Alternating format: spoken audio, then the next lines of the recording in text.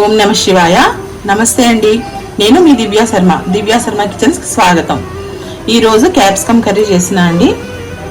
చాలా simple curry అండి, పెద్ద చేసిన అండి. చాలా సింపుల్ కర్రీ అండి, పెద్ద ఇంగ్రీడియంట్స్ కూడా ఎక్కువ అవసరం లేదు. చూడండి, క్యాప్సికమ్, ఉల్లిపాయలు, కొద్దిగా అంత శనగపిండి, ఇలా అల్లం వెల్లుల్లి దంచుకున్నది, అంతేనండి.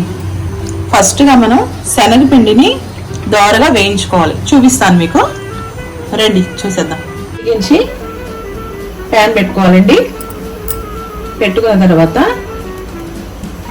శనగపిండిని దోరగా మంచి స్మెల్ వచ్చేదాకా వేయించుకోవాలండి.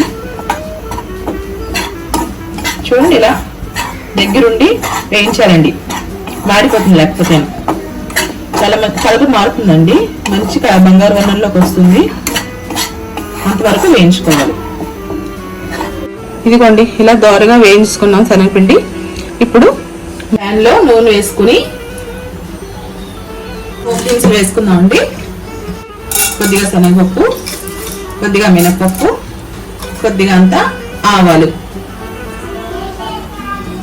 వాటిని దోరగా వేయించుకోవాలండి.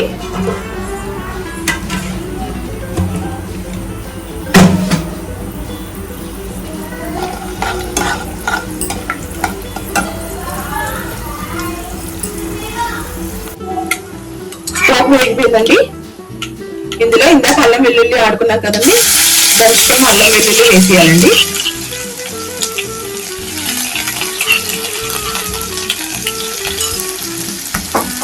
దీన్ని ఒక్క నిమిషం ఇలా వేయించేసి ఇందులో ఆనియన్స్ వేసుకోవాలండి. కొద్దిగా తరిగి పెట్టుకుని ఉంచుకున్న ఆనియన్స్ వేసేసుకోవాలి.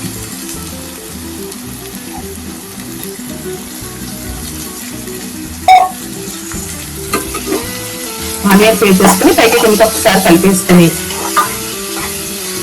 ఆనియన్స్ కొంచెం మగ్గుతుంది, లైట్గా సాల్ట్ వేసుకున్నాం అండి, ఎక్కువ కాదు. అంటే సాల్ట్ వేసుకుంటే తొందరగా మగ్గుతుంది అనమాట.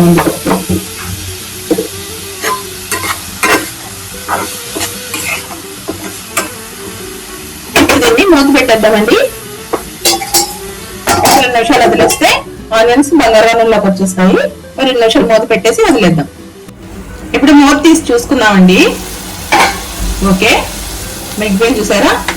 ఇప్పుడు ఇందులోకి క్యాప్సికమ్ వేసేద్దామండి.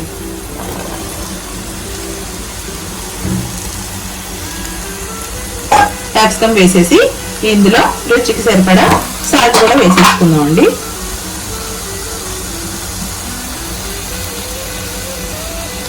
సరిపోతుందండి.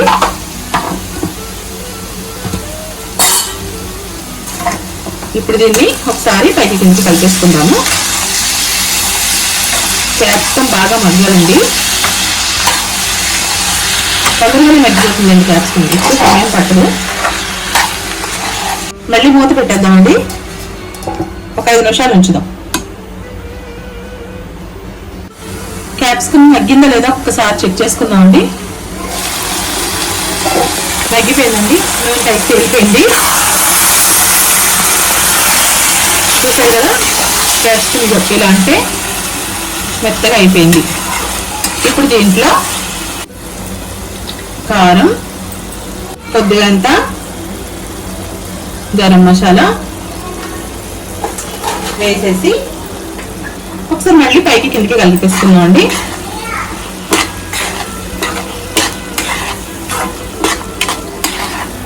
కలిపేసుకున్నాం కదా.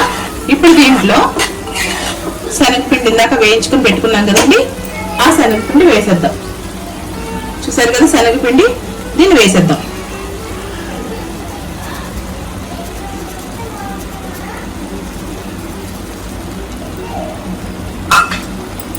ఇప్పుడు ఒక్కసారి హైలో పెట్టుకుని స్టవ్ శనగపిండిని బాగా కలిపేద్దామండి. కూరలోకి కలిసిపోయేలాగా కలిపేద్దాం.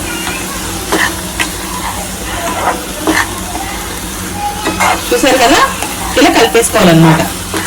కలిపేసుకుని ఒక 2 నిమిషాలండి, ఎక్కువసేపు అవసరం లేదు. 2 నిమిషాలు ఇలా మూత పెట్టకుండానే ఉంచేసేయాలండి. మూత పెడితే మళ్ళీ ఆవిరికి మళ్ళీ గ్రేవీ కర్రీ అయిపోతుంది. అలా అవ్వకూడదు ఈ కూర. ఓన్లీ ముద్దకూర కింద ఉంటుంది అనమాట, గ్రేవీ కర్రీ కాదు. ఒక్క 2 నిమిషాలు వదిలేద్దామండి.